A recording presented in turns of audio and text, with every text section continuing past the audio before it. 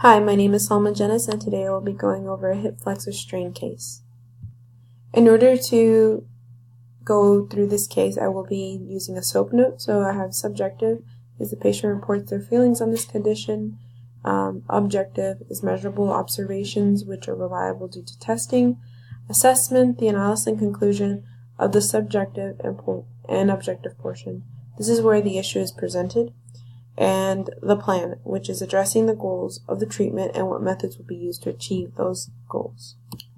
To begin our case, we have a 8-year-old patient named Emma Hill. She is a softball player for her after-school team. In her last game, she pushed herself when she was running to a base. She felt a sharp pull at the moment in her groin.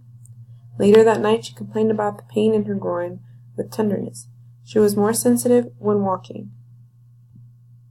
So to begin, we have hip flexors are a collection of muscles. They're a group of muscles that perform one action in specific hip flexion, and they allow for the bending of the knee at the waist and lifting of the knee.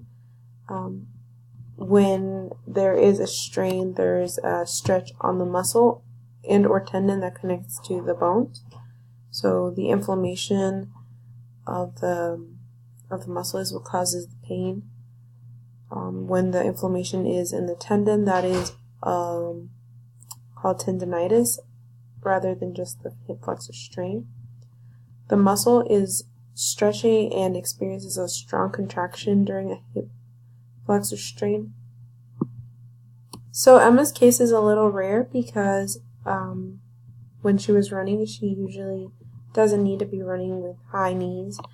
But it seems like in most cases this type of strain happens when there is jumping or running with high knee kicks.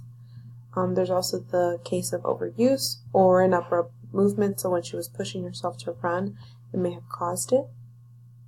Under our subjective note, we have the patient is a young child with groin pain after their game, and there was a sharp pull feeling in the groin during the game.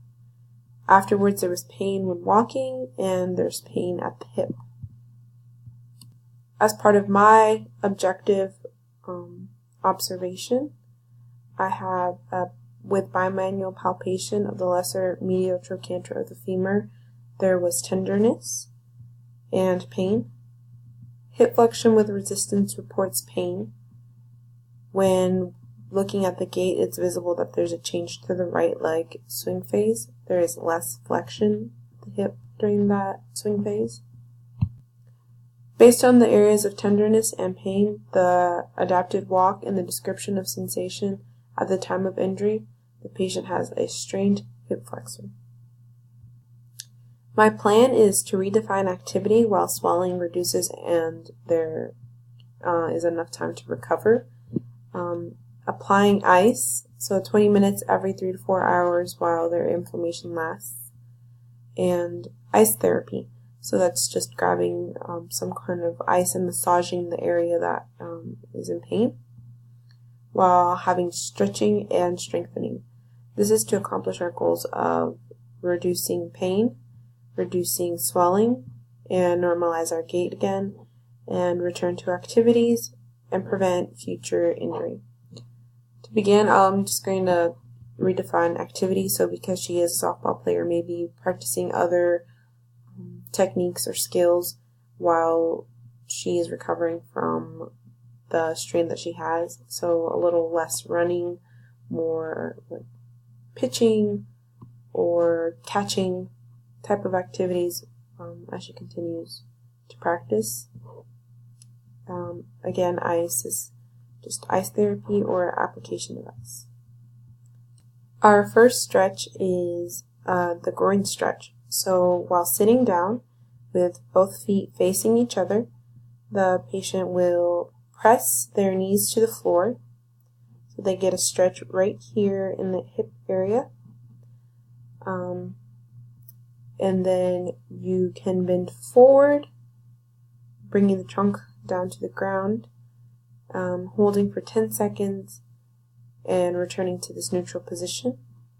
We will do that for 10 repetitions. Our second stretch is the hip flexor stretch. So we have a 7-second hold and 10 reps. So one hold would be being on this position with the affected leg being the one at this stance, so their right leg. And then we will thrust our hips forward so that you get a stretch in this area here, depending on which hip flexor it was that actually received the strain. So when you do this dip, you are holding for 7 seconds and then returning to this neutral position. You will do that for 10 repetitions. Our next stretch is the quadriceps stretch. So while standing, the affected foot will, the affected foot will be brought up, and the same side arm will assist the ankle to reach to the back of the glutes. You'll get a stretch here, depending on which hip flexor was the one that actually was strained. The stretch will be felt here in this general area. There's a 15-second hold with that, as well as 10 repetitions for each 15-second hold. For strengthening, we will start off with a heel slide. While the person is laying flat on their back, the affected leg, let's say that the affected leg is this leg, will be supported by the non-affected leg while there's a stance here, like the foot is laying flat. This leg will be in this position. We'll start off in this position and then slide down to like if they were extended, and then glide back. And that's 1 repetition. So you have 10 repetitions of this slide down to extension and then slide back up to flexion. That's 1 repetition, 10 repetitions for 3 sets. Our next strengthening exercise is the resisted hip flexion. So the affected leg, saying it's this one, for the patient it's the right leg, for the affected leg will be tied to a resistance band that is stabilized to either the door or a piece of furniture at the level of the ankle. Then while the leg is extended, there's no bend at the knee, so that the leg is extended. The hip will flex the leg to this like position off the floor, and then brought back down. Nothing abrupt, just gently brought back down. So this 1 raise, brought back down, that's 1 rep for 10 repetitions, 3 sets. The next strengthening exercise is a straight leg raise. So while now we have the straight leg raise.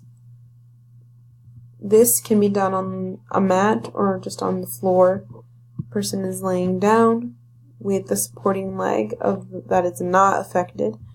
The affected leg will start off in this extended position on the floor, laying down flat, and then when 1 rep is about to begin, this extended leg will be flexed at the hip and brought up.